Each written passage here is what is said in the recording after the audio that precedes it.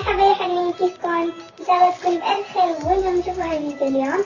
ففي هالفيديو اليوم أردت إنه أحط لكم 10 نصائح تجميلية أو أكثر من 10، يعني على حسب. فنصائح تجميلية راح تفيدكم أكيد إن شاء الله. فيلا خلينا لا نطول الفيديو ونبلش بالنصائح. أول شي إذا كان عندكم هيكي مسكرة وجفتلكم لسوء الحظ، فعندكم الحل وعندي إلكم الحل. فأول شي لازمك إنه تاخدي هو كاسة مي سخنة وبس حطي فيها المسكرة بتاعتكم وبس. وهلا راح نجرب الفرق ما بين المسكرتين، اللون الأول واللون الثاني، وراح تشوفوا الفرق أكيد. فهيكي راح أحطها على إيدي وراح تشوفوا الفرق أكيد.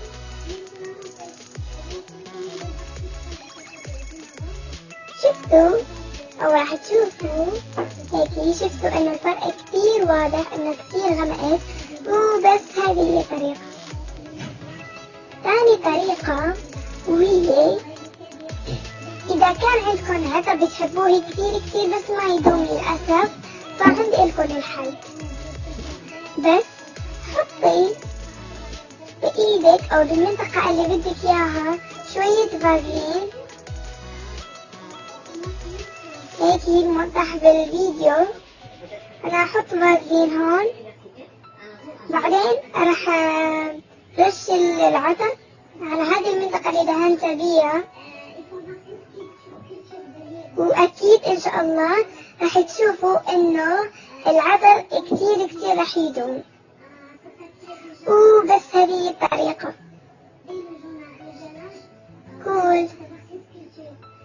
ثالث شيء هو إذا كان عندكم فرشاية مسكرة انتهت، فما تلوحوا الفرشاية، مشطوا بيها حواجبكم. ورابع شيء إذا كان عندكم فرشاة أسنان، فمشطوا بيها الجوانب اللي تكون هيكي مخربة في شعرك، فهي راح تثبتها. هيكي أنا ثبت هذه الشعيرات الصغيرة اللي بتكون طالعة بس بفرشاية أسنان. وهيدي هي الطريقة السهلة كتير. so cute وهيك so good.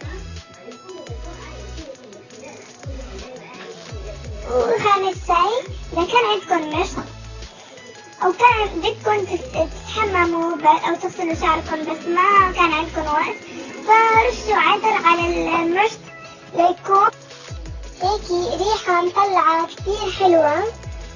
هي طريقة جدا سهلة وبتعطي ريحة ذكية، وبعدين مشطوا بيها شعركم، في ريحة كتير طيبة. وسادس شيء إذا كان عندكم هيكي لعبة أو بنفس الثوب مقطعة، بس خدوا مناكير شفاف وحطوه المكان اللي فيه تمزق دفي صغير لما يكبر هذا التمزق.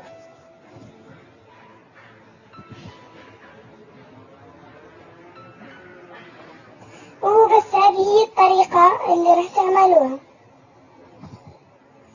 وسابع شيء أكيد إذا مثلا عندكم متوفر مرطب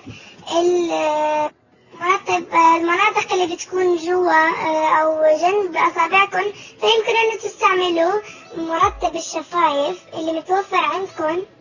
أنا عندي مرطب الشفايف بنكهة العنب،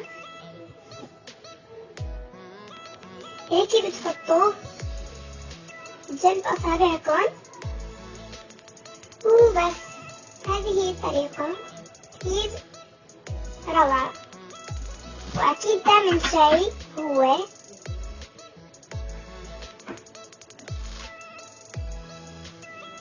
إذا إذا كان ما توفر عندكم فرشاة للآي شادو يمكن أن تستعملوا أعواد الأذنين. وآخر شيء أكيد إذا كان عندكم مناكير بس ما في أو لسه في شوي بس يمكن أن تحطوا بجواه ماء مجيد للمناكير. أتمنى حباتي إنه يكون عجبكم الفيديو واستفدتوا منه أكيد من النصائح اللي حطيتها، إن شاء الله يكون عجبكم. ولا تنسوا تحطوا لايك وشير وسبسكرايب.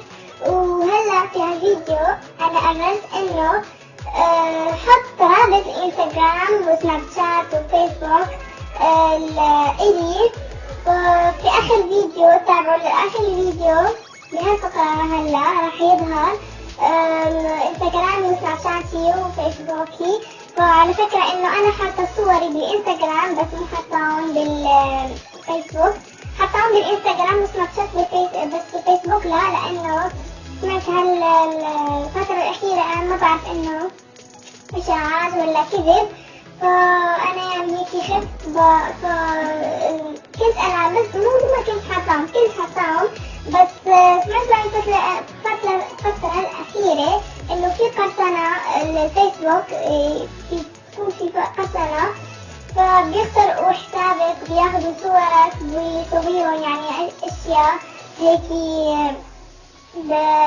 بتخرب الدين يعني بيستعملوهم بكل شيء يعني. فأنا خفت صراحة مسحت كل صوري، وأكيد صديقاتي هم اللي قالوا لي هالشي وأنا دخلت يعني صفحت.